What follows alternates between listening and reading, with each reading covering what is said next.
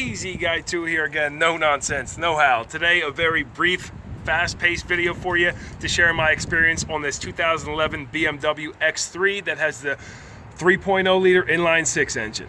Anything I use in this video, I'll try to put links down below. Consider giving it a thumbs up or commenting if it helps you out. And sorry if I go a little too fast for you. I apologize in advance.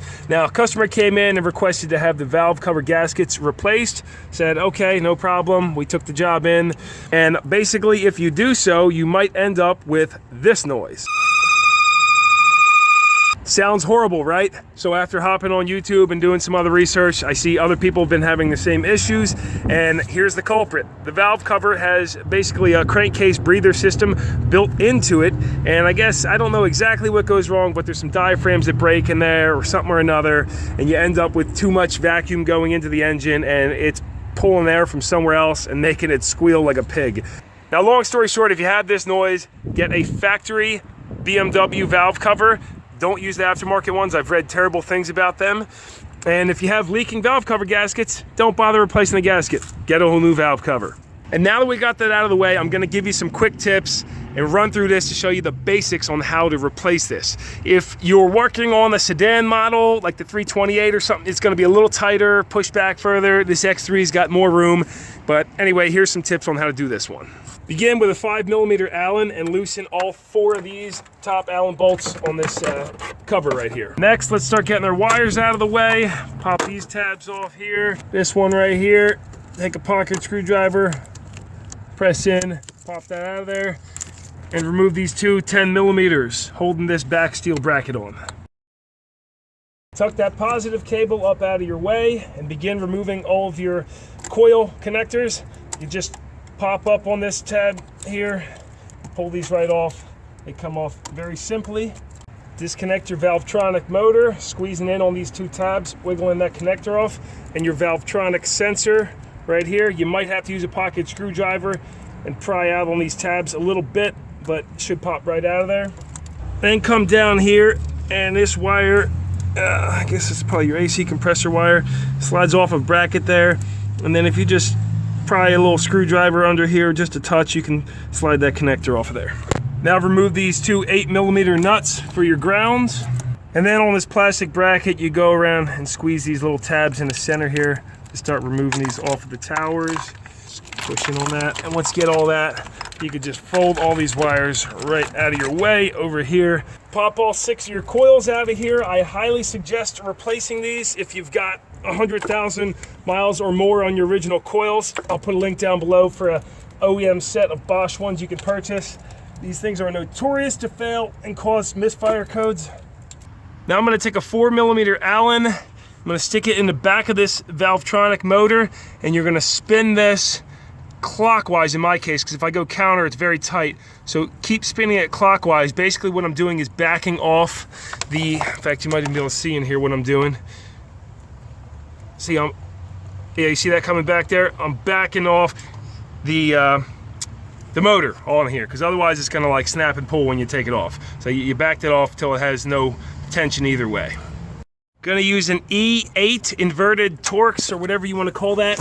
I'm gonna remove this bolt here, that one, and that one.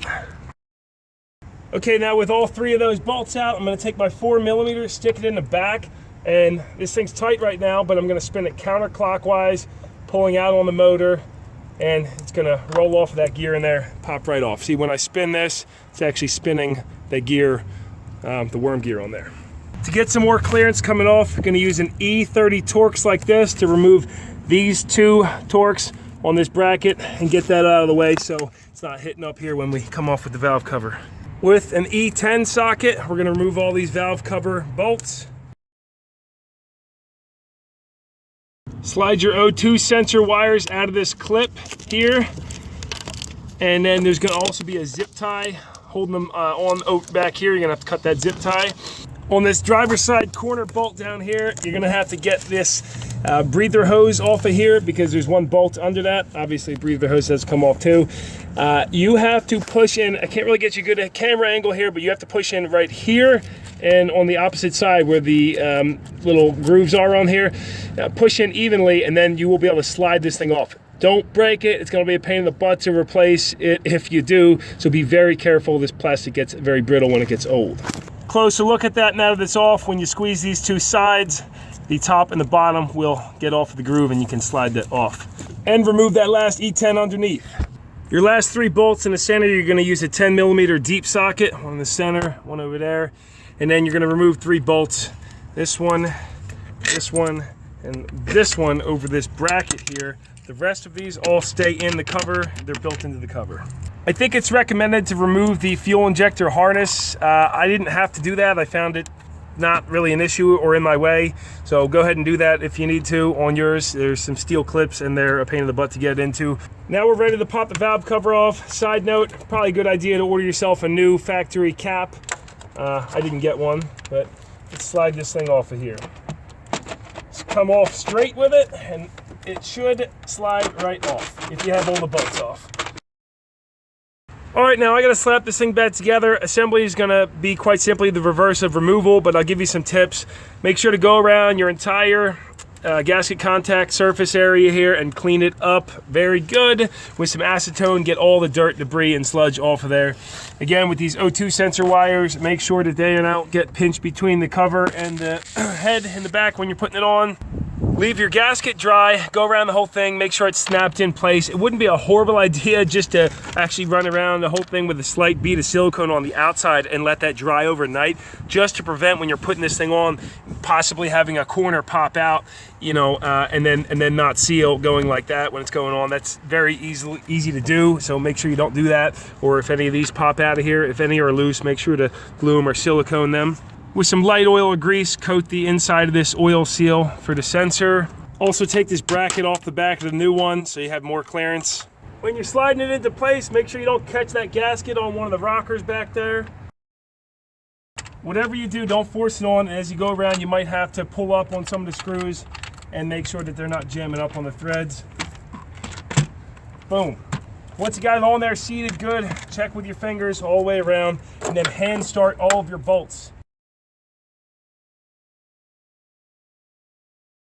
Transfer this clip from the old cover to hold your O2 sensor wires, snap that on.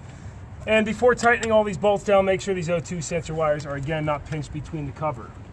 The Valvetronic motor, you're gonna again use that 4mm. You're gonna put it on here with the electrical connector up, that's the proper way.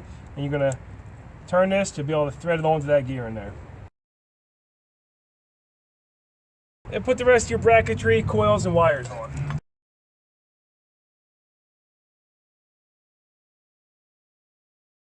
All right, with all that back in place, secured, double check all your connections. Let's fire this baby up.